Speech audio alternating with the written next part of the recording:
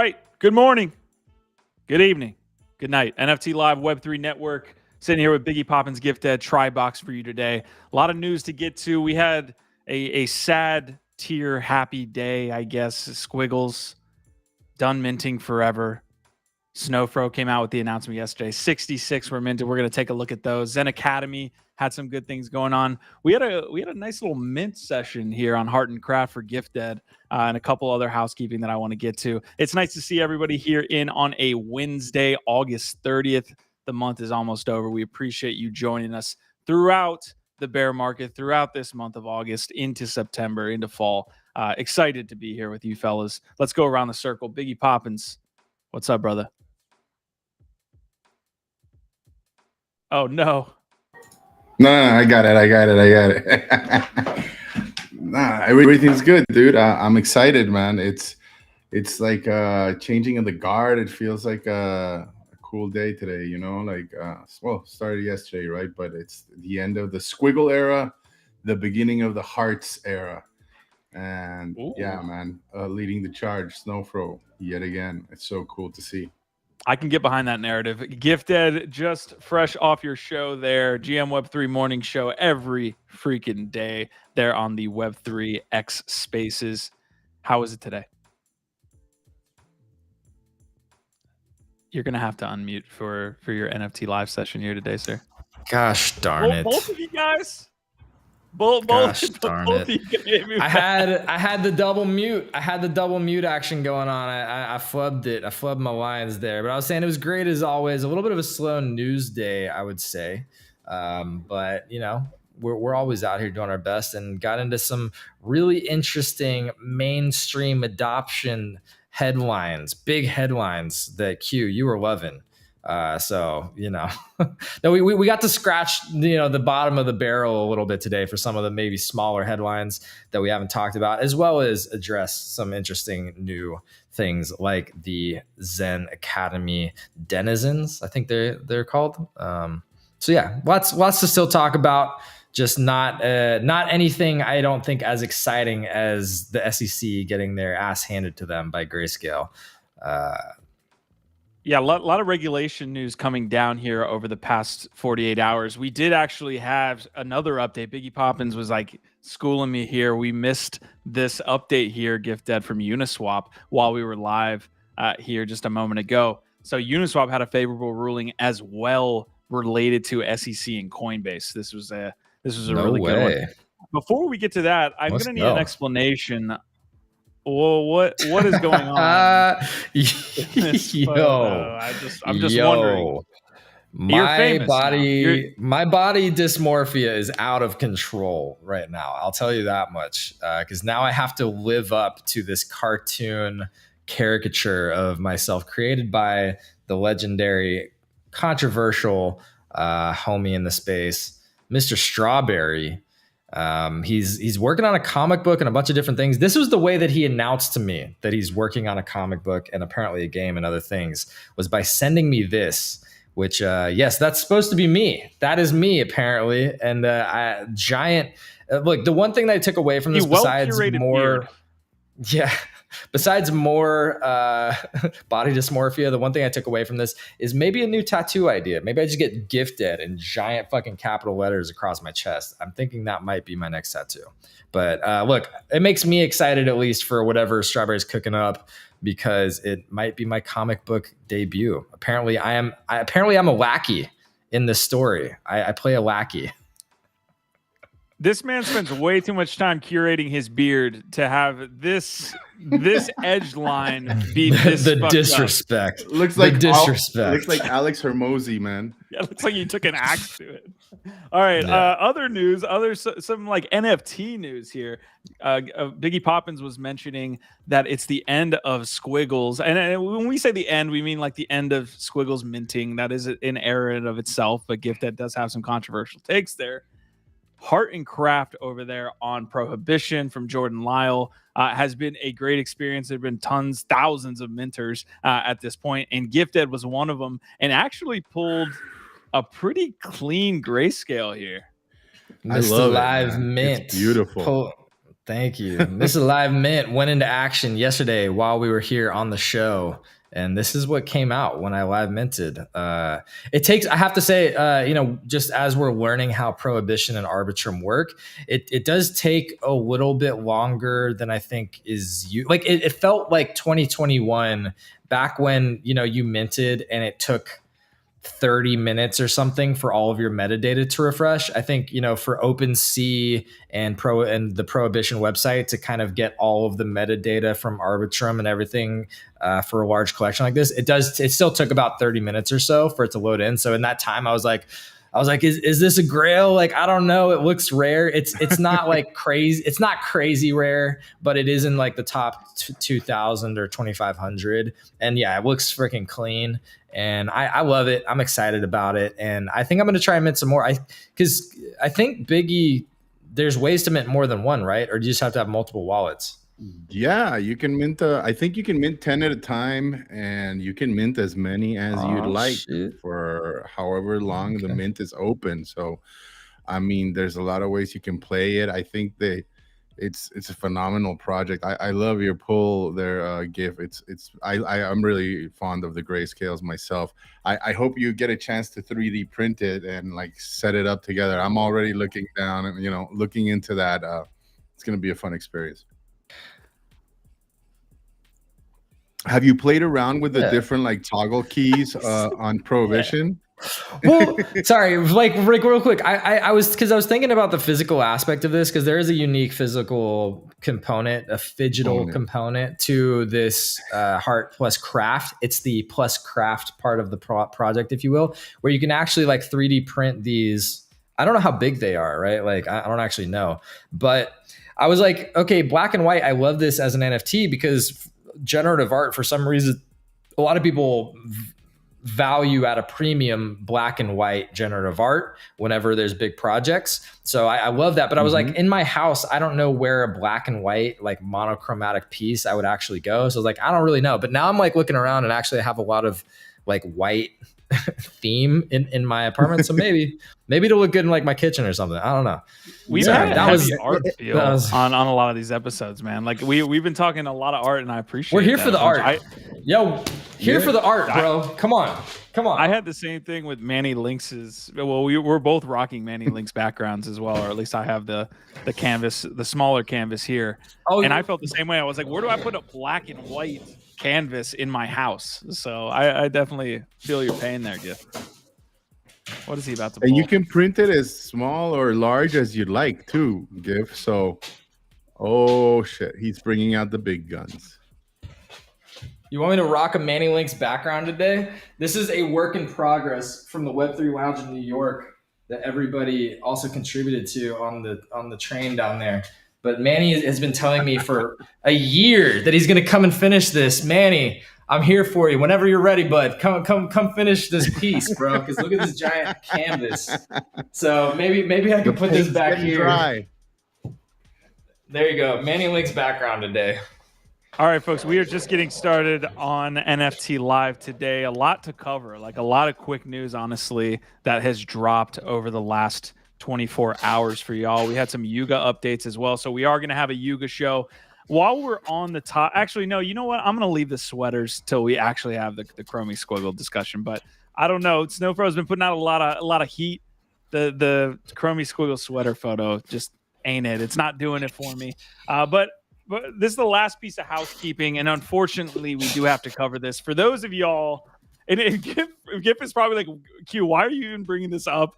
I'm just owning it. Okay, I went the route of owning this situation. So we had obviously a rehash come out yesterday. We've been doing these rehash threads for about 3 weeks now, and they've gotten some good traction. I'm actually appreciative of the people that have been supporting our threads that come out around 3 or 4 p.m. One of the really good values from the rehash is the fact that we put it out in the afternoon. Most recaps or what have you come out at 8 a.m., 7 a.m. So a lot of shit happens sometimes in the afternoon. You're not up on it. So this actually helps. You're missing the morning alpha. Exactly. And to be fair, one of the coolest news of yesterday's rehash was that Jampster was being hired by Yuga Labs as the chief meme officer here. He's saying overseeing and carefully designing all initiatives related to memes. As chief meme officer, I hope to elevate the Bored Ape Yacht Club brand and take Yuga to a new level.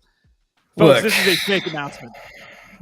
Look, if you're in the space long enough, there's a few things besides death and taxes that you can be assured of. You're gonna get rugged.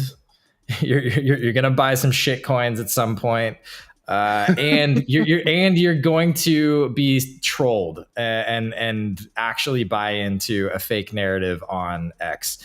And there's a level of trolling that is an art form.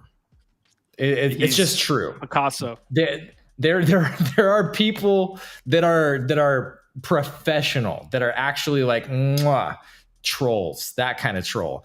And this was a very well-timed, well-done troll, because on the back of all of this hiring momentum that everybody's been seeing around Yuga, he comes out with this banger of a meme, of a post, and it just seemed like it made sense, right? Folks, we got raked over the coals for that one, by the way. So I don't even go there. Don't go to the post that I just linked in the comments. Don't go to the quote tweet that shows him saying, "Oh God, no," in all caps in all of the comments that follows. I mean, it was easily one of our biggest posts on the rehash. So maybe, we're seeing from Tom Bilyeu, like, all press is good press. Tom Bilyeu's founders keys went up 300%, by the way, over the last 24 hours on very low volume, but it went up 250% ish. So we are all press is good press type of situation here with the rehash, but we did get got. We got absolutely. So shout out to you, Jamsters. You win this round.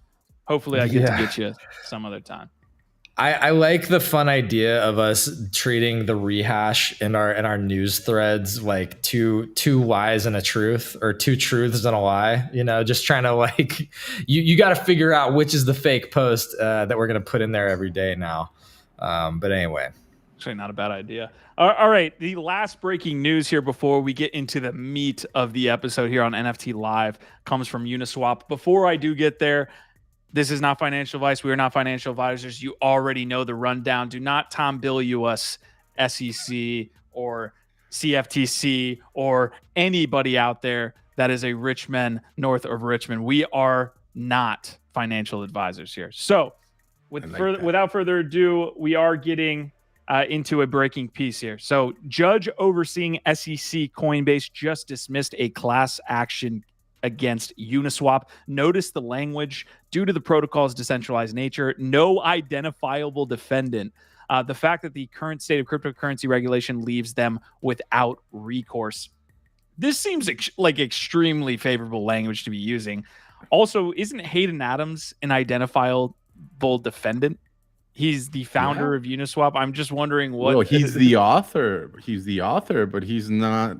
He's not responsible for a live, decentralized exchange and what the participants choose to do with it. So they can't exactly point him. Does this provide appeal power to the Tornado Cash situation? Because it seems like directly like on the polar opposite of the Tornado Cash ruling, which is a protocol. I agree, but I agree, and I think it's favorable. I think the only thing is, like, whatever they're charging the Tornado Cash people with, we need to see what it is, right? Like, if it's their direct involvement in some particular transaction that might have been considered money laundering, then we're in trouble. But if not, then I think this is really good for them. First of all, shout out to Mike. Man, I hate Eastern European names. Mike Wawachak. Wow, that felt like a racism. I hate pronouncing them. It's tough to get it. It defies logic that a drafter of computer code underlying a particular software platform could be liable under Section 29 for a third party's misuse of that platform. So to Biggie's point, the fact that Hayden Adams potentially wrote the code and then it was used for potential malice or something like that could be seen as somebody kind of inventing the gun and then getting sued because somebody killed somebody with a gun. So it's or any protocol like email. Email is a protocol that is used by scammers worldwide every single day. Who are you gonna get mad at for that, right?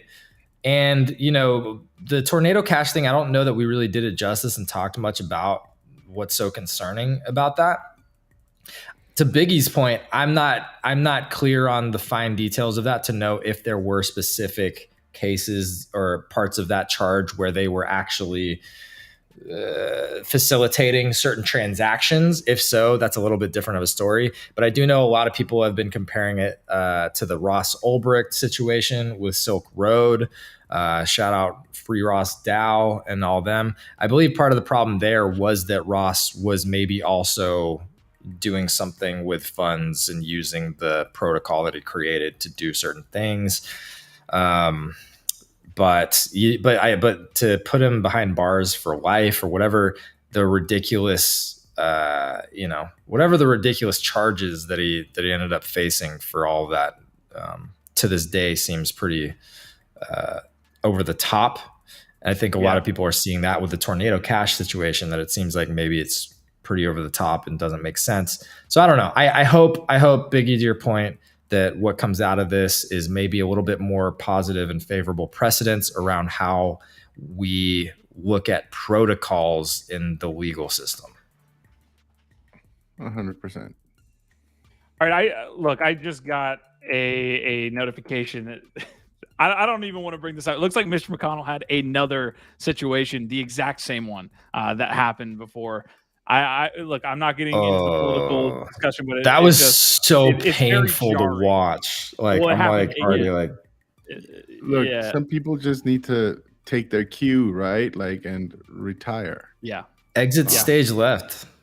Okay, like, Marty, share your art and craft with us. We're on an art kick here these days, so we're gonna, if you share that out, we would love to. I like how Nifty Q says we're on an art kick here. Like, we haven't been talking about art for the last several years in this space. I would say in the past 3 days. I'm looking for it. I'm looking for it, Marty. I will find you. So this for Marty's heart. This is the biggest. This is the big. Yeah. If anybody can find Marty's heart, I'm just gonna leave. I think I'm just gonna leave here. This is from Snowpro. This is the big. Thanks, Gifdead. I appreciate your affirmation and confirmation on me continuing the episode. TLDR, I'm minting 66 fresh squiggles today at exactly 5 p.m. Central Time. This already happened, folks. So we're going to take a look at these 66 that were minted. If you guys don't have any understanding of how this was working, essentially Eric was minting these over time at various dates that he set. I don't think there was any like hard specific dates. Biggie is our resident expert here on squiggles here and has, I believe, met Snowfro at Marfa as well and got to talk with him. So would love to hear your takes. But essentially over the last couple of years, we have been seeing Snowfro come out and mint these and hand them out and, kind of reward folks for building the community and all this stuff. And I don't know what the Chromie Squiggle floor is today, but it's, a lot of ETH, and it has been seen as one of the premier NFTs in the industry and in art in the industry. So the fact that this is ending calendar date yesterday, that August 29th, 2023 is sad. Now, we also have other things. There's going to be an evolution and all this stuff, but it was definitely a moment. And I think a lot of people, marked it on their calendar as a tough moment. Biggie, did you shed a tear here? Did you Man, I definitely paused for a moment and just reflected on the impact this man has had in the space and what the Squiggle has become throughout this whole time frame, right? Like, I mean, in essence, so basically, Eric just held back certain amount of the supply for himself to do as he pleased, as it is the right of any artist. And I think it was very smart. You can call it a kind of like willed control mint, right? And distribution. But, looking back at it now, I think they minted November 2020. So you're talking about, 3 years and such. And look at how far it's come. You know, this little squiggle right here. The cultural significance it has directly in the NFT and generative art space, and all over, right? Like I see them, you know, as stickers every now and then. I see them spray painted. People put them on their clothing. Um, it is an iconic piece, in my opinion, the iconic piece, the quintessential iconic piece, generative art. And there's only 10,000 of them, and we have come to the end of this mint cycle, or you know, of the end of the mint. You know, there's only ever going to be 10,000. I think he there's 2 remaining ones, one which he will announce. I think he said he has, it's like a special thing to him that he's going to announce, and then the other one, I think it's going to go to the LACMA, I believe. So it's gonna be it's gonna be cool to see. And you know, I mean, this is just the beginning, in my opinion. The squiggle has got a long trajectory ahead of it, and I'm just really, I think we're all very lucky to be here and be part of it, and to have like heart and craft at the tail end of it is just so exciting. You know, it's really cool. It's like opening up the mint again for all those people that felt like they missed out on squiggles. Like, this is your chance. You have a whole year, and it's not about necessarily hunting for rarities. You know, it's about being part of the movement and having this little memento that doesn't cost too much. That's what squiggles were like back then, right? And holding on to it, and seeing where this new dynasty goes, right? And what gets done with it. I'm already, if you look at Twitter right now, like, people are just having so much fun playing around with these little hearts, right? And making different iterations with them, and who knows what will come. Forget about the merch, you know. I can't wait to see them all over the world, right? And it's like I don't know, it's like a calling card too. Like, when I was in Japan, I was wearing this hat, and we were in this small town in Kamakura, Japan. And you had to take like a 2-hour ride to go see this huge Buddha. And I'm sitting there with my wife and kid and some friends, and we're taking pictures and we're talking. And some person comes up and, like, you know, taps me on the shoulder. I look around, and it's one of Snowfro's like right-hand man, Durston. Shout out to Durston, community, you know, mod in art blocks. And he was like, "What's up?" You know, and it was just such a really freaking cool moment. I got some stickers, and we just jammed a little bit about art blocks and Marfa, and all things generative art. And it's those little moments that just are unexpected and that come up in the strangest moments or places of your life that just make me really happy to be in this space. You know, it's the coolest people you'll ever meet. I honestly, you know, I know, for all the FUD that we get in fucking Twitter, and how shitty we can be when we're anonymous, IRL, art blocks people, squiggle people, like real NFT people, like my 2 co-hosts here. It's just fucking awesome, man. I don't want to be anywhere else. I appreciate you, brother. I want to give a shout out to the peeps here in chat as well. Benja, Easy and Crypto, DP, Fisker, GM, Rocky, Talon, nice to see you. New face, GM. Marty McFly saying, if you've been in NFTs ever had 10 ETH and never bought a squig, I do not know what you are doing with your life. Existential crisis. Oh, I love that take. All right, I do have the squiggles that were minted yesterday, the 66 that went out. Gif, we were on the morning show talking about this. I think I know that you believe Snowfro is like one of the legit leaders in this space. We've sat up here and talked about it for as long as I can and have known you. When you were talking about the distribution, you were saying some interesting things, but I also want your take here on any that you like here from this mint. But let's talk about that distribution if you'd like. All right. I'll start with my spicy take on the distribution, which, to be blunt about it and simple, is basically that I'm spicy that I don't have one. Like, I'll just be straight up. I wish people like me that don't already have squiggles were, you know, somehow included. That's it. I you know, people talk a lot about fair distribution. Biggie, you use the term controlled distribution. I think that's more what this was. And he has built something so big with art blocks and the art blocks engine that he now is essentially a kingmaker. And so, Marty called Snowfro the king of NFTs. I think he's the kingmaker of NFTs, really. If anybody has turned on more artists or people onto new artists more than Snowfro, let me know who it is, because I can't think of anybody who has done more for more artists in the space to put them onto a platform that has maybe changed their lives and turned them into kings and queens in their own lives. So I would say that. So he earned his way to being able to basically make all of his friends kings and hook up all of his friends. And so as I saw a bunch of people who I know already have squiggles getting more squiggles rained on them yesterday, I was a little bit jealous. But hey, that's why, it's great to be early and making great connections with great people that are building great things in the space. And supporting the people that you believe in, that you really fuck with, because that's really the moral of the story to me, is the people that were supportive of him early, that have been great partners to him in different ways. They fucking won. They win, right? So congrats to all of them. And yes, I am spicy that I still don't have a squiggle. Yes, Marty McFly, I'm spicy. I don't have a squiggle. Should have bought some.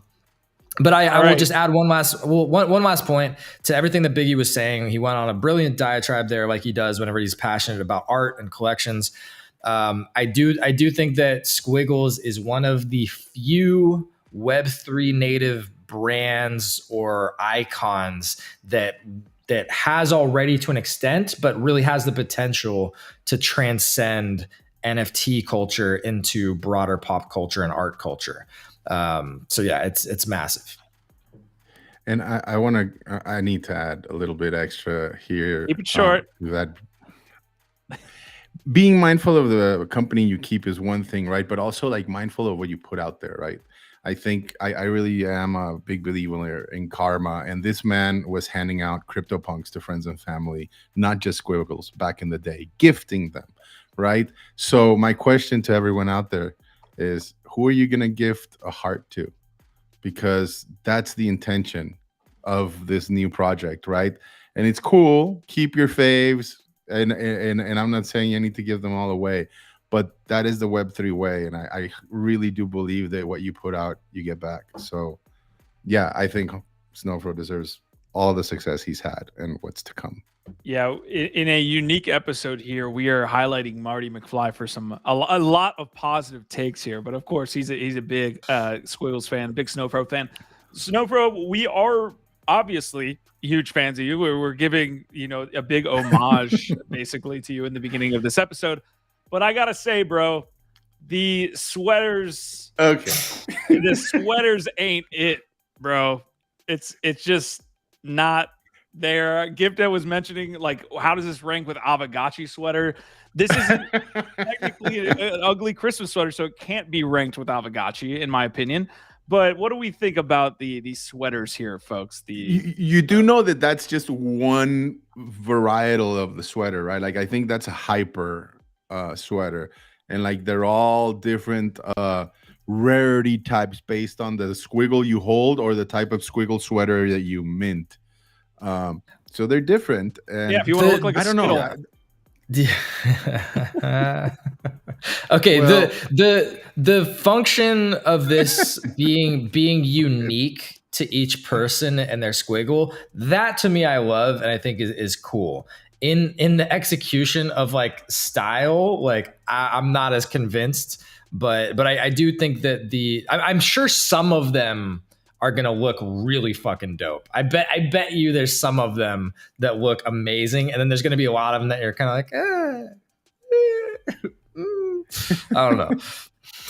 Well, you guys are obviously not like Hunter S. Thompson fans, because if not, you'd be like going ape shit over this thing. I don't know. I saw those sweaters. That's what I thought. I just need the yellow aviators and little fucking fishing hat, and I'm going to Marfa dressed like that. With a suitcase full of tequila. Yeah, you can only wear that during the night, though. You can't wear that sweater during the day in West Texas, right? Yeah, no, you'll melt. You'll melt. Biggie, All I right. did find out Jimena is officially going. So if you haven't met Jimena Buenavida, I saw, man. She's going. Yeah, I look forward to chatting her up. It's gonna be so cool, man. I mean, yeah. All right, That's what Marfa's all about. We're square in the middle of this episode. Hopefully, we can get over there tomorrow. That would actually be amazing. Still trying to figure out the details of there. But again, in the middle of this NFT live episode, we just touched on the fact that Chromie Squiggles will henceforth no longer be minted. Shout out to Snowfro, of course. We just gave you a large shout out here on the episode. But we do have other things to highlight on NFT Live. We appreciate y'all showing up. Prodigy is saying Q looks like Fabio.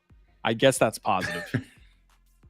Easy and Crypto saying kick myself daily for still not grabbing a punk. And of course, Marty is here. The rest of y'all are here. Thank you for joining on this Wednesday episode. But I'm going to drop this link real quick for y'all. If y'all can give it any type of love, we want to get the most amount of people in here as possible.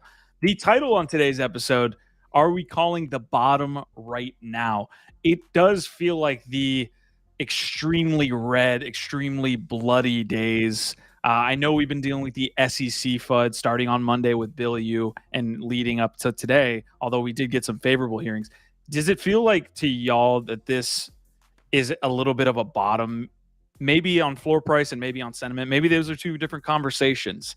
But to me, I do feel like we've reached somewhat of a stable point within the industry of saying, okay, enough's enough. Like we got eviscerated for the last 8 months. Let's figure something out. Yeah, I don't know. But price wise, floor, bottom, calling bottoms. What do they say?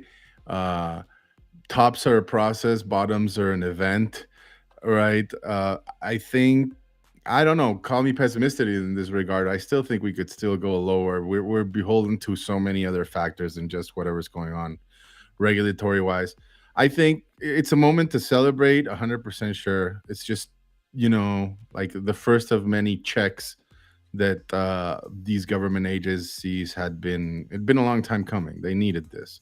I think if they keep going down the road, if the government itself, we the people, continue to allow them to operate this way, they're gonna run this industry to the ground, and it's gonna be detrimental for decades. I mean, it would be a horrible self-inflicted wound if we allowed this to happen. So I'm glad like there's somebody out there is saying stay your hand and back the fuck up. Like let's figure this out. And I do use that language because I do think these people need that language. Maybe a little bit, and a couple of smacks across the face wouldn't hurt either.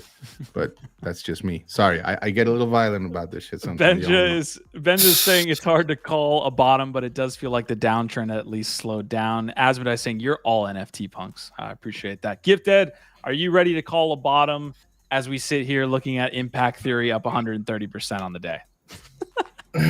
That's not related, by the way. I just wanted to show you all that.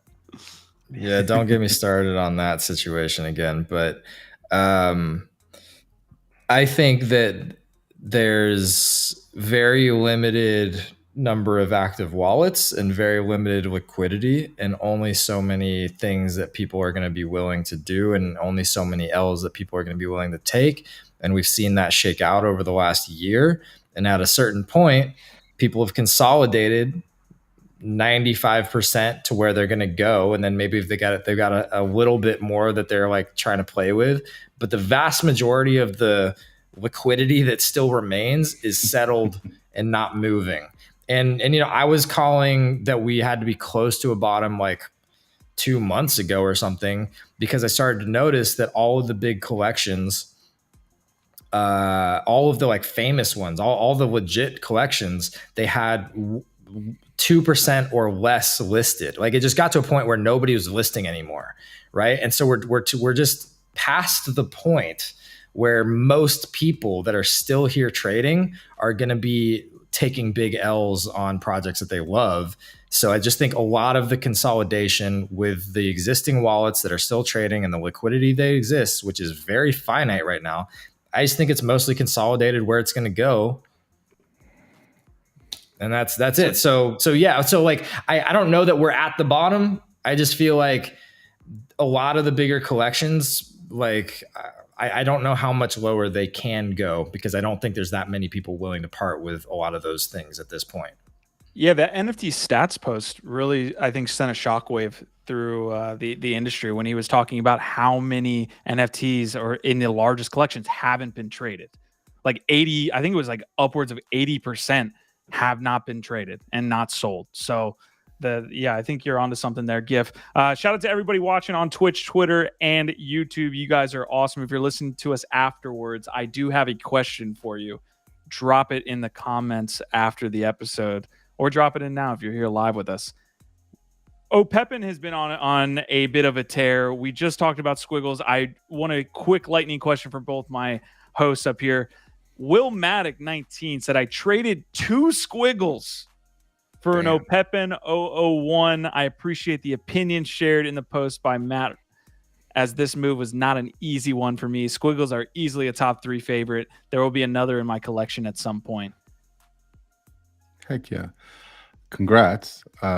Yeah, I bet that was a very hard decision to make, folks. And I mean, whether we agree with him or not, I mean, I do think what Jack Butcher is doing is amazing. I think Opepen can definitely go, it's not like a degen bet by any means. And this guy obviously thought long and hard about it and formed his own personal thesis. And man, honestly, like that's, if he's right, and not whether which one's going to be better than the other, but he's obviously hedging that Opepens right now are terribly undervalued and that they'll be much more relevant and valuable in the future.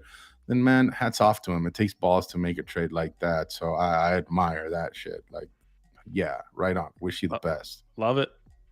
Easy and Crypto saying, I'm hoping to make Marfa this year. DJ Wisdom saying NFTs are bull run games. The question is which older projects will retain value, utility, or hype in the next bull. And Meta Builders is saying it's as bottom as Bud Light. So by that logic, we're at a bottom then. I think that's what you're saying. Or are you saying Bud Light could literally just go under entirely, which I wouldn't be surprised because they have not come back. Like a lot of people thought, like this is a quick side anecdote on that note, because it's pretty crazy. Bud Light was the biggest beer brand in the United States. A lot of people thought that the recent debacle, it would like go through a tough phase and bounce back, and it hasn't. So it's a pretty crazy flub by their marketing team to basically destroy the biggest beer brand in the United States. Yeah. A lot of backlash you see, like widespread backlash that wasn't here in maybe like the aughts time frame, right? You see Oliver Anthony, you see Bud Light getting a huge pushback, like all of this stuff kind of bubbling up. And then we have an election next year, folks. This should be an exciting. Oh, and we have Bitcoin halving. Goddamn, we're just gonna be all over the place. Deep fakes. Don't forget deep fakes without proper digital identities. Yep. So Easy and Crypto saying I missed Opepen. Hard to try and get them all. DJ saying Opepens make 0 sense to me. We'll probably moon soon. That's fair. And Ben just saying I will always choose floor over top tier in any collection. Gif, I want to open this question up to you. Biggie answered that. I think he would not. I think based on what he said, he would not do the trade, but he appreciates the balls on this guy. What are you saying here to this trade? So the trade was 1 squig for 2 Opepen? 2 squigs, 1 Squiggles for one. Like the first edition. Yeah. This is the first blue Opepen, right? This is what he traded it for? So, okay. I think it's a big bet and there's a chance that it pays off. And so to be, fair and balanced like Biggie was, I hope it works out for you. I wouldn't take this trade right now based on, even what we were saying, where I think Opepen, like if I'm trying to just compare icons, right? Like the cultural value of an icon, I see Opepen maybe, I'm not going to say it doesn't. I'm not going to say it does. I think maybe Opepen has the chance to transcend Web3 and NFT culture to become relevant more broadly in the art world. I think maybe it does. It very well might. And what Jack Butcher has done, again, I think he's been the biggest artist of the year. I think he has established himself as one of the most important digital artists in the world. So I do think what he's doing, he has the trajectory and the mindset and the capability that Opepen can become a transcendent icon. But what I do know is that I think, like, I feel much more confident that Squiggles is going to transcend NFTs and Web3 into the greater art world as an and we've already seen what that looks like on sports jerseys, right? We've seen it in museums, we've seen it in various other places. So that's why I'm not so sure on this bet, but I probably hope it would works take out. this trade, and hear me out here. Like what I see from this guy, and what keeps me back from really fully making that move, if like, or at least the call, is my understanding of the Opepen situation. It's very like there's all these different editions. I don't really know what he's buying here. I'm assuming it's the first blue edition Opepen 001. Is that what he's buying here? Yeah, but also I think it's like a narrative, right? Like when you see artists, right, whether it's Rafik Anadol or Snowfro or Jack Butcher, they all have their own language, right? And they're drawn to very particular like narratives and colors and designs, right? And if that's what you jive with and that's what you think is powerful, or it's going to become more powerful, then that's what you go for, right? Like when I see Snowfro and you see the squiggle and now you see the hearts, like these are like very basic, simple drawings that even a 2-year-old you'll see doing in class or in kindergarten, but elevated to an art form, right? And accessible to all. And that's why I think Snowfro squiggles are so like appealing to so many people. Jack Butcher, on the other hand, comes from like a design background, right? Like in marketing background, and like he's very witty on like instantly jumping on trends, but also like using iconic design to communicate that sentiment, right? And so if you're a person that really jives with that type of communication, that world, Yeah. then I mean, I see them both as being very relevant and powerful messages, right? And that's why I think they're at the level that they are. And so getting like one of these like blue, first series Opepens could end up being something very valuable in the future. 100%. That's 100% what it feels like to me. It feels like the like a goose within the fidenzas, right? Like if or sorry, ringers. Like you essentially are trying to make the bet that this will be like a grail within that collection, and he is one of the greatest digital artists, at least NFT artists that we're seeing right now. And so that's the move, as opposed to kind of holding on to a Chromie Squiggle floor, which will do well. Don't get me wrong; it'll do extremely well. But you're making a calculated bet on the getting risk like reward is way bigger on the other one. My only question to him would be maybe like what I would really love to know is like, how come you went for Opepen and not checks? Since checks were his original launchpad, and the ones that they have Flex. this game theory, I don't know how far up the chain. I know nobody's gotten the elusive one check, I don't think, not yet. Well, I think why not checks instead of Opepens? I think I have an answer, at least what I think that part of the answer would be. The checks thing was the initial thing that like really took off, that laid the foundation for Opepen. Checks is not an original icon. It's already, it's a derivative icon. Opepen is, Opepen's derivative too. It's Pepe, but it is a more original icon to Jack Butcher. And so really the argument here is that he sees this as the prototype for this icon that has that potential to transcend culture, right? And so that's the argument. And I get that that's a giant fucking swing. And so it might very well work out for him. And if I'm putting myself into that mindset where you're like, this is the blueprint of this Jack Butcher icon that will famously be tied to him, because it's going to be likely the internet icon that is original to Jack Butcher that takes on this transcendent cultural import. Hey, maybe it makes sense. All right, some breaking pieces as we get out of the rabbit hole that is Yay. Jack Butcher and is Snowfro in the Squiggles. We appreciate you guys joining us down there. Marty's saying never fade Yuga should be never fade Squiggles, guys. Ben just saying the 001 Opepen has a liquidity problem that a floor Squiggle doesn't have. That's fair, but again, the people that he's likely to sell this to in 5 years are probably just OTC, like literally just OTC high-end art folks that want to put this in their house or want to just collect it. It's not the same it's not the same collector in my opinion. But they're not thirsty for everyday liquidity. They're not trying to pay rent tomorrow like some of us. Okay. Couple breaking pieces that I want to just quickly get to. SugarTown put out this. Auras now loading. This was a post from about an hour ago. So we've been covering a little bit of SugarTown. Apparently, they're doing a free mint PFP. The last time we checked in with them, I believe that's what the Auras were. So we will follow the SugarTown situation here. Did you have to? I'm wondering. It says Auras are coming. The first SugarTown collection by Zynga. Unique digital collectibles generated from our love of gaming. Every aura comes with access to the platform, our games, rewards. Okay, I know we had two back-to-back Reboot and SugarTown that we were covering in the same week about a month ago. Just to recap, like what even gets you access to the auras? I need to figure out, because essentially what we're saying is the auras are coming very, very soon. At least that's the announcement we got from SugarTown.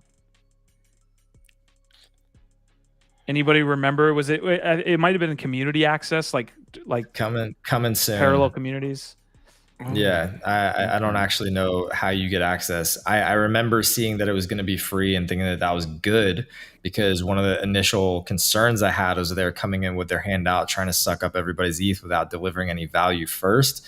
So, yeah, I'm sure it'll be some kind of gated access where you have to join the community, give them some personal info, and maybe do a couple actions, and then you get added to an allow list. And all right, I'll drop that there in the rehash later, so you guys can take a look. I could potentially drop that in chat now. That would probably be. I'm gonna. But also, because we're on an art kick these days. Q. We've been having fun, kind of just talking subjectively about like how we grade different pieces of art. We started getting into the Denizens, which is, hopefully something we can pull up and look at now too, from ZenAcademy. If the PFPs look like the characters in the cartoons that they've been sharing for SugarTown, they look cheesy, bro. Like they look I can't imagine the type of person that's actually going to rock that as a PFP. That's my honest take, just based on the art that they've shared so far. Yeah, they look very Looney Tunes-esque for sure. That's cheese, bro. So you can see. Wait, go back up real quick. So that's an Azuki? Yeah, it looks like it. Whale is a big part of this marketing push, by the way. That's why he's in there. Okay, of course, the influencers. There you go. We'll see about that. Look at this next to each other, like the Azuki PFP versus that. Like, very true. Who's gonna fucking rock that? Let's briefly. This is a good segue. I was gonna bring up some breaking news from Brian Armstrong, but I actually like this segue here into ZenAcademy, the Denizens. So Zeneca is a huge profile, huge character, and I think an awesome dude. I met the dude a couple times. I don't like run into him all that often, right? So I'm not able to sit up here and say Zeneca's awesome here, but in the times that I've had run-ins with him, he seemed to be a great guy. He does put out great product when it comes to his NFTs that he's launched, when it comes to the education that he's doing. I know some questions have come around his financial decisions around backing certain projects. I think Blur was a big one. I think there might have been one more. I don't really fault him for stuff like that. Like, he's probably thrown that net extremely wide when it comes to using his profile to gain access to these early stage startups. This is not that, so I don't want to start it off on that case. This is essentially a burn for folks that had bought his NFT in 2021 or that picked it up on secondary. These Zen chests, They can burn that to get a PFP. We see the front-facing characters here. Gif, I think, the transition to this, other than looking at the details, the transition is, do we like this art, and why there's so many cartoonish type PFPs in this industry, when the target demographic for that is likely very young. I'm not saying that, I like anime, I like different cartoons and things like that, but it seems to be like a huge ratio of projects in this space go the cartoonish route, and why that is. Yeah, so I pulled up right now what is available, what's already been burned and created on OpenSea from highest to lowest price, just to get some of the more rare traits, looking at some of the maybe cooler versions of them as we sit here ready to judge. So just scrolling through some of the cooler traits. I'll start. Sorry, go ahead, Biggie. You sure? Yeah, I mean, for me, I think they're cool. They're not meant to be like super premium blue chip, like ape style PFPs. But they are meant to, one thing is that you're a lifetime learner in the space, and you're here for the good reasons. Here in Web3, you're really trying to understand it, unlike the government entities that are trying to regulate it. And so this is kind of his reward to his holders and his community. I think in this particular case, picking this particular genre works. I feel like that's kind of the best way to approach, especially the NFT space, is with a sense of childlike wonder and explore it and go for what you like. And he's got really nice little different things that are harking to different communities and different projects. So I'm for it, man. I'm cool. I got 6 of them. I revealed 3. I need to reveal the other 3 soon, but they're cool. Yeah. So, okay, to lead with the positives, I agree with everything that Biggie just said. I think that the ethos, the ideas behind this, the intention is all great. I also believe that there's actually been quite a bit of effort, like just going through this collection, looking at the illustration, the detail in it. I do think that this is probably pretty high effort. So I give it credit that I don't think that this is thrown together as a shitty cash grab. In fact, we know that it's not, because he didn't really sell them like that. And I'll also say, like, one of my criticisms is that I like, when it comes to PFPs, I kind of want something that's fantastic, mystical, super interesting and unique, not something that's a human, just because it's like, I can just use my own photo. If I'm just trying to be a human, I'm trying to like be a cool character. There's a couple of these on the higher end, like this one in the middle, that's really fucking dope. That kind of feels more like that. I generally don't like PFPs that are just like humans, though. It's just not my favorite thing subjectively. I give all of this, I give this collection, based upon initial review, subjectively, based on the art, a 6 out of 10. I think that the quality is good, but I don't really love the style or the originality personally. It does feel like this could come out of 2021. Like, it doesn't feel like it's really pushing the boundary of what a PFP can do in any super unique way. And the other thing about it that's odd to me is, we started to talk about this conflict between sort of NFT Web3 communities and culture starting to target young audiences. There's something very strange about this, where you've got basically childlike PFPs that have beards and shit. Like, it feels weird to me. It feels weird. Now, I actually really liked your take, Biggie, about that, like, sort of childlike wonder, or that sort of like youthful energy to learn. And so if you're the type of person that is like, oh, I just want to feel like I'm a kid again, like, you're the type of person. And look, I go to Universal Studios and love to hang out in the Harry Potter world, like, area, just as much as the next person. But I feel like it's very specific for that type of person. It's for kids and the adults that want to be a kid still. And there's just something strange to me about having a child PFP face on with a beard. I don't know.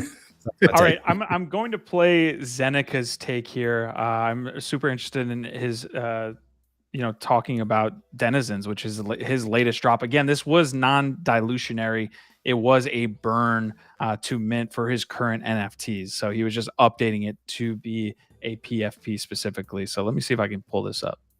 Very much in the digital identity is only going to get more important camp. Obviously, they got sort of I think, justifiable bad rep over the last few years where so many projects came out. They scammed, they robbed, they built a house of cards. It was all Ponzi-nomics. It was a bubble. People got wrecked. Again, like internet in the 90s, full of scams. It doesn't mean the internet was bad. It just meant that bad actors were utilizing the technology in such a way. And I think that PFPs are such a one, especially for communities, a way to like increase the network effects and surface area and connectability and the identifiability of members of a community. It's wonderful. So that's Zeneca's take on the current state of PFPs. I generally agree as well, right? Like people, I think it's very easy to kick PFP specifically over the last 6 months as we've seen a downtrend in almost every single project. PFPs are going to be a huge thing. We're not even going to touch on X payments today, but I think X is going to do a lot in the same way Reddit introduced a lot of folks into NFT collecting, digital avatars is what they called it. X is going to do the exact same thing, I think, to a more sophisticated level. You're going to see NFT PFP marketplaces. You're going to see more integration into, I click into someone's profile and I get to see what they purchased that for, where they can do all these different things. Integration into X going to be huge for PFPs. People are just starting to understand why digital identity is important. And that's what's exciting. We went off on a brief tangent on Web3 about this convo between fucking Jordan Peterson and Theo Vaughn. Recent podcast I started digging into. It's just hilarious to see those two people sit next to each other, much less try and talk about, massive societal issues and what's going on in politics and shit. But it was tremendously like invigorating and almost one of those moments where you listen to Punk 6529 on the Empire podcast laying out a thesis for why NFTs matter. It felt so good to see Jordan Peterson articulating the problems around digital identity and authentication, because I'm like, you're this close to getting it, man. Like, you see all the problems. Now, if only somebody could tell Jordan Peterson what the blockchain is and what NFTs can do, like, you're like, holy crap. But I think a lot of those people, like the old regime is all going to have this massive, it's going to hit them in the face so fucking hard when this new election cycle hits, how problematic the digital landscape is without reliable digital identity and authentication. I'm glad that you had that experience, because I think it's a refresh that we need to have every 6 months in this industry of how deep we are in understanding some of the problems that we talk about every day. When I heard Joe Rogan talking to, I believe it's Andreas Antonopoulos, about Bitcoin and how little understanding Joe Rogan, who has always been the most open, he's extremely smart, like he understands a lot of different sectors in a very deep way, and he was so Lost. out of touch on Bitcoin. And I was like, oh my God, I'm actually just in a bubble. Like, even Rogan here doesn't get it. And I think once you step outside that, like Biggie might have had this experience in his travels, how little folks care about what goes on here. How little the everyday folks actually, the things that we care about so deeply and talk about every day. People are like, I'm just living my life. I don't even to Jordan Peterson, bringing it back to the point, he doesn't have time to do that because he's on other things. He's defending himself on other topics. He's constantly in the news about different things, debating people. So he doesn't have time to maybe flesh out these things that we talk about every day. Yeah, man. I think it's symbols. I mean, I understand. You get trapped in your bubble and you can't be into everything all at once, right? But when people look at NFTs and they still don't get it, it fucking baffles me, because if there's one thing that's true is that art and symbols have always been a part of culture and of signaling, right? Like our tribe or our identity or our ideals, right? Whether it's the flag, whether it's war paint, you name it, whether it's the rank on a soldier's fucking shoulder, or his medals, that tell you where he went and what he did. I think PFPs have that power, have that potential, right? And so when you look at certain PFPs in the future, you'll be able to tell a lot about that person just by that PFP that they wear, right? Or by looking at their wallet or their POAPs or whatever, what have you. But yeah, I still think it's something that we're gonna have to educate more people on, and that's why we're here, right, brothers? Well, Absolutely. yeah, great. Well said. And I think one of the things that just kind of popped into my mind that I'm sure a lot of people have already like articulated this way, like these are all concepts that we know in this space. But what I feel like the PFB does in a very simple way, to your point, Biggie, is it fractionalizes ownership of culture in a way that hasn't existed. Right. And so, you could own pieces of remarkable culture in the past in different ways, but there's never really been a way to own the internet culture, digital media in any sort of serious way, or to fractionalize a lot of even fine art or different types of assets and culture and separate that or share that ownership within a group. And so that power to fractionalize actual ownership, authenticated ownership of culture. That's what PFPs and a lot of just NFTs do in general. And so many people don't get it yet. They don't see that yet. We're sitting here, we get it intuitively. But it's that's the revolution, right? That's part of why this is such a paradigm shift and such a change. Absolutely. Like my lucky stars. We brought Yatsu up yesterday talking about digital property rights on stage at TED Talk. I'll try to link that out to y'all again. He does a great job of breaking down those topics that we just touched on here. Another leader in the space, I'm going to fly through what I hope we can get out of this. Brian Armstrong, CEO of Coinbase. I'm sharing the 10 ideas I'm most excited about in crypto right now. I'm not going to play audio. I just want to fly through the 10 that he's mentioned. Flatcoin. Not Bitcoin, not stable coins, but a better form of money, inflation resistant, decentralized. Let's see if we can get to any others. Give me just a moment. It's not loading. Love this. This is awesome. Dude. All right, Flatcoin, on-chain reputation, on-chain ads. This is the first time I'm seeing this with y'all, folks. On-chain ads, on-chain capital formation, job task marketplace, privacy for layer 2, peer-to-peer exchange fully on-chain, tokenizing real-world assets, on-chain games, and tools for network states. Any that stand out to you from just flying through that thing? I mean, that we could do a whole episode utopia, man. I don't know. That's what keeps me in this space, man. And to have somebody like him and yet another, he's like the equivalent of Snowfro in the DeFi crypto space, right? Like the token space. It's at that level. It's awesome to see, man. I can't wait to check it out. I hadn't seen this before, but all of this is something that society desperately needs and can really help catapult us into better times. Love it. I just need to, legitimate and trusted iteration of ICOs. Wow. That is something I didn't expect to see on this list. I agree with that take. I think ICOs, just like NFTs, are a super bastardized concept when it comes to people's thoughts on it. The idea that you can just decentralize Kickstarter makes a ton of sense. You should be able to do that. In some ways, NFTs were another iteration of an ICO with different assets. So yes, legitimate and trusted iteration of ICOs. Gift, this is one that we've been touching on here, and Biggie, we've been touching on it here on the show on NFT Live as well, is on-chain reputation and the idea, right, of reputation either on X or on anything, right? With your wallets, you just mentioned a reputation assigned with the things that you own. So this one gets me, gets the blood boiling here and pumping. Yeah, it's a good thing that you say that too. Because don't get me wrong, folks. There's some scary, sinister implications that can arise from these technologies, right? Like I think about, the capacity to scarlet letter somebody, right? And just brand them for life and have that thing carried on to his deathbed, and maybe not in the best way, or unjustifiably so.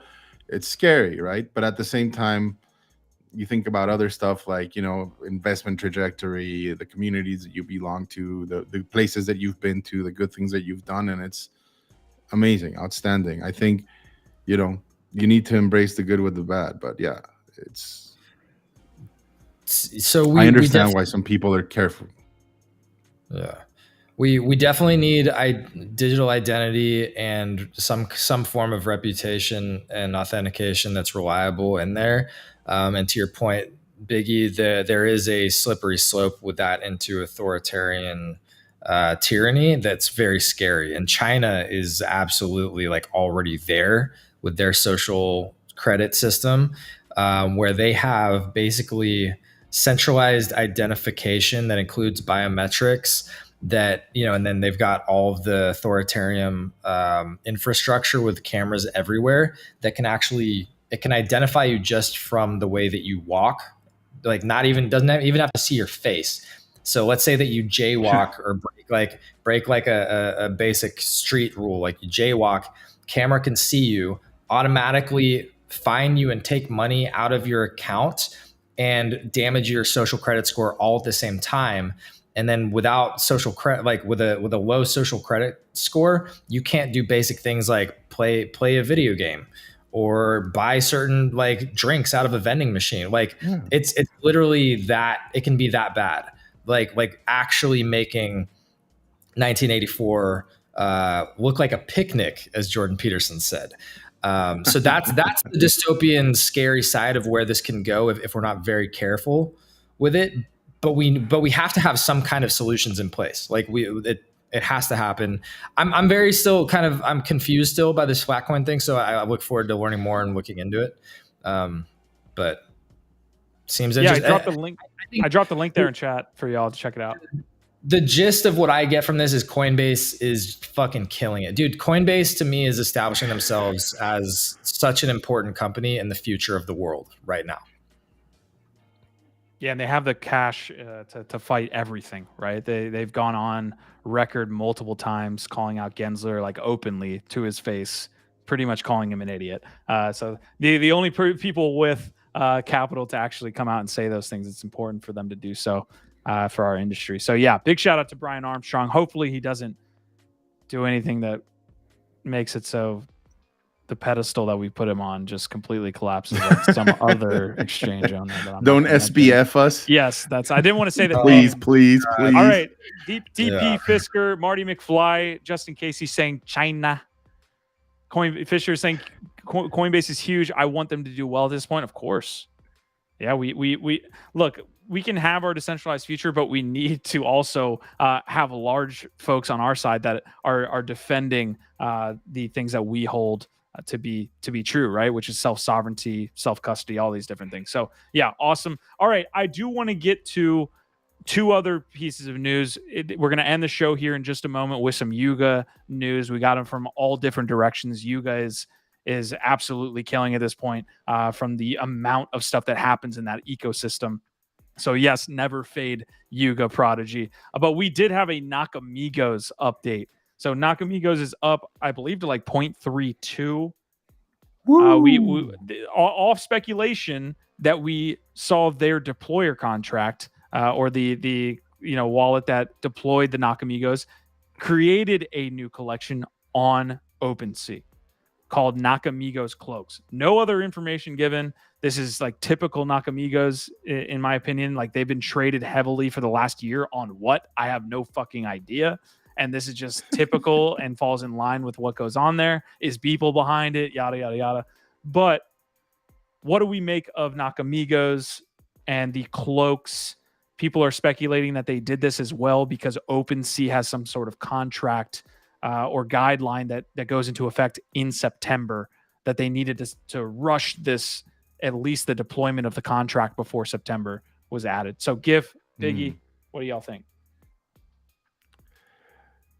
I mean, could be the rushing or not. I don't know. I mean, they had announced already that they were going to come out now. I'm very curious about what these cloaks are. Like, you're going to give me a jacket, like a fucking Red Riding Hood cloak, or what is this? Like, I need to know. Like, has there been? That's all it is. It's just cloaks. We're all gonna get cloaks. The worst situation imaginable, I think, for holders is that this is another PFP or some other secondary collection. They can't do that at this point. Hope to God. My assumption from what I saw was that it would be an expansion project that was like pixelated animals, but I could be totally wrong. It might just be some additional traits or something like I think the term cloak is being read too much into here, maybe.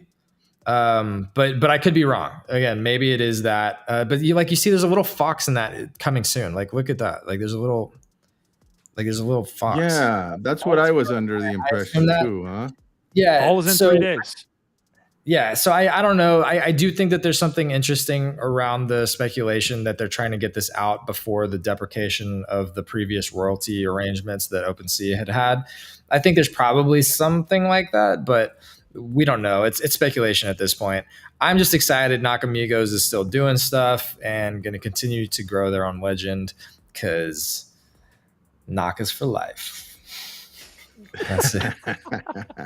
All right, I want to check out the prices here. Guys, we're rounding out the episode with some Yuga show action. Biggie, if you have any other links you want to get out, we'll probably be here for another, I would say, 7 minutes. I'm going to fly through this Yuga news, hopefully. Okay, Let's so fly, brother. Yeah, first of all, we had a Rec League announcement. That game is coming later next month. And like by next month, I mean September's in 2 days. And then 2 weeks out, we get to actually play Rec League. That is in closed beta around September 14th, I believe, is the reveal. So Coda claim is tomorrow. If Codas are in like the 3.3 ETH range, Coda NFTs can claim founders boxes. Get your claim on a free Rec League founders box tomorrow, August 31st at 6 p.m. Pacific Standard. Set those clocks now. So we do see that claim for the Codas. Then we do have Bored Ape Yacht Club, Mutant Apes Kennels. They have to do their claim as well before that reveal on the 14th. Let me know if you have any takes there. Gif, I know you did pick up a box recently, and then we can move to heavy metals. Any takes on Rec League? Nope. I was just gonna pull up my box real quick. I don't have any. I don't have any other big announcements. Although I did actually, let me pull up this because two different developments here. Excited to share. First of all, there's my Rec League Majestic box. I got one of the uncommons and sitting close to my moonbird over here, or not my moonbird, my mythic. Sorry, I'm still waiting on my second mythic. But hey, I also minted a second Heart and Craft while we were live. So Mr. Live Mint does it again, and I got another one, and I'm probably gonna mint at least one or two more because they're so cheap, and who knows, why not? Heck yeah, very cool. Have you gotten any cube, by the way? Any hearts? Quick follow up. Right between those two hearts, that's Jessica's piece. She minted almost 800. So shout out to all the fan that supported that. We buried that lead. Very positive, super successful mint. First poem on base. So any of y'all that supported her, that supported that project, almost 800 minted in less than 24 hours. So huge congrats. Why? I agree with that. Jay Yacht, we had her on yesterday. Great sell there. It's probably because she came on NFT Live. Other than her just like her in general and being on base, it was probably because she was on NFT Live. She got the bump. There's something here with base, by the way. Like I think there is liquidity there that wants to be spent, right? Like Jess didn't even do that much of a marketing push, to be honest, on a lot of this stuff. And there's a huge amount of liquidity that people that want to get involved. Why haven't we seen a PFP launch on base? I'm interested in all that because we talk about PFP collections on Polygon and Solana, Bitcoin. And being the first Bitcoin and being the first collection would be something that people would be interested in my opinion. So I'm interested. I'm wondering why we don't see it. Oh man, it's a great question. I'm sure somebody's working. He's about to school me. Dude, like you guys haven't. You guys are gonna love this though. Like you guys haven't gotten yourself your Bryans. Hold on. Of course, there had to be CQ. There's your answer. If it has any relation to any other project that's already been created, I'm shutting down the show. If it's some type of derivative, I'm gonna freak out. Dude, this is from Elite Skulls, dude. You can only buy it with bald token, right? You can only get it with bald. No. It's but it's strictly based, and I think they're pretty cool. They're little Brian Armstrongs. How many? How much am I going for here? Not too bad. Is the claim live now? Only 1337. It has to be sold out. No. 1337 is it's the brand. 1337 Brian's. They're from the 1337 Skulls on Ethereum that do like on-chain work. It's like kind of like on-chain runners and stuff like that. A group of like builders. It's really cool. Like you can pick yourself one up on secondary. I know it's not as serious of a PFP, but I'm not a big fan, and we've seen this play out. I'm not a big fan of launching different collections on different chains when it comes to PFPs. Like those, I don't think that those have shown to be working out. So the fact that this project is on Ethereum and trying to do something on Base, I don't like it. I'm not saying I don't like it. I'm just saying where's like that one community that is literally on Base. There. There's like five things to do there. So where was that concern around Genkai? What do you mean? They like split a new collection on Ronin and another thing. You didn't see. You were pretty amped up and excited about it. Like I didn't feel any of that concern. In my opinion, that's an incredibly different situation because you have a Ronin chain and Axie Infinity that's so tied in to the Cyberkongs. Like those teams are almost one and the same. Yeah. You had a smaller amount, about 1,000. And I think they were, honestly, in my opinion, with the Cyberkongs, they were looking for liquidity. Like I think that was the main reason they were doing this sale, this secondary, other than to build out the lore. We talked about it. I think they didn't have an initial sale that was really that strong. I think it was they sold it out. Don't get me wrong, but they didn't. What was it, 0.08 or something like that? The team just, I think, needed more runway. That's I truly believe that. So they were going to find that on Ronin. Okay. So to answer your question, I think the teams are very tied in, whereas Base has no tie to Elite Skulls. No, I agree with you with what you're saying, Q. I suppose it's like it's only a matter of time. We're still like, what is it? Like tomorrow's the last day of on-chain summer, right? Which was, I think, like a brilliant play by Base and by Coinbase, like trying to kick off like an ecosystem. But it remains to be seen. If you see total value locked, I think Arbitrum's the one that's killing it right now. Everybody else is substantially far behind, including Polygon. And so if you're going to try to really take over and launch one of these chains, maybe you want to wait to make sure it's got some staying power. Although I think, but I can't see Base going anywhere. So we'll see what comes up the pipe. Got a Dreamer shout out here. Yeah. A lot of Dreamers. Love it.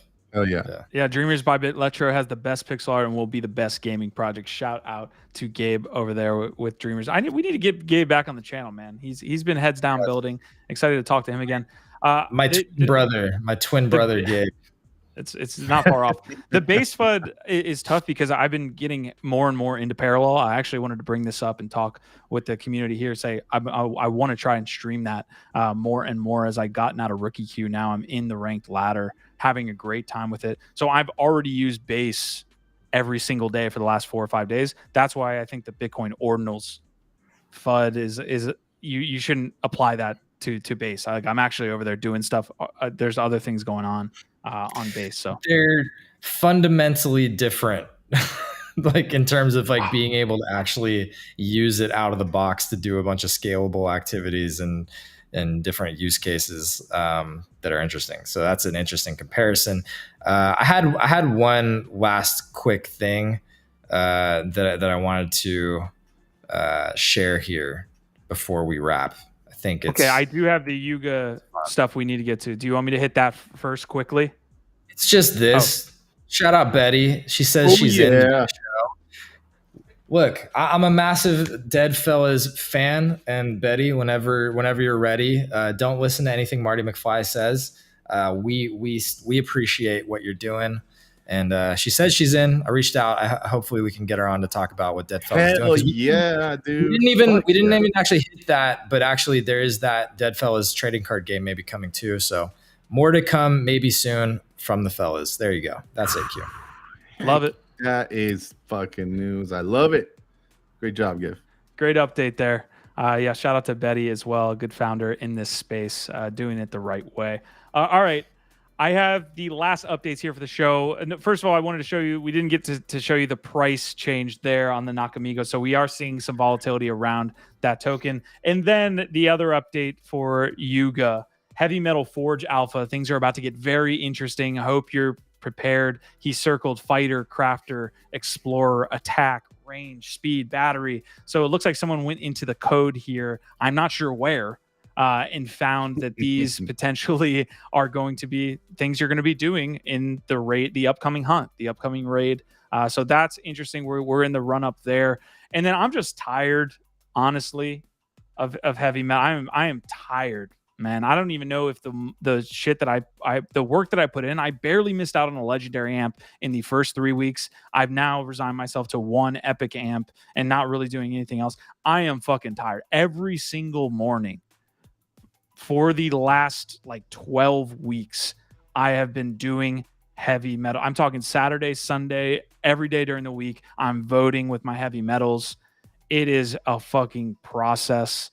And the fact that they're saying, listen up, heavies, there will be a shift in length to season 4 and 5.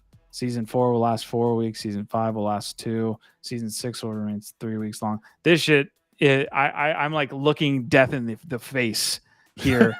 is how I feel about that. I'm really, really hoping, but not. I'm not predicting that there's going to be a change to the voting model at all. Kamikaze, I see your comments I want to get to as well, but I'm not predicting any change to the voting.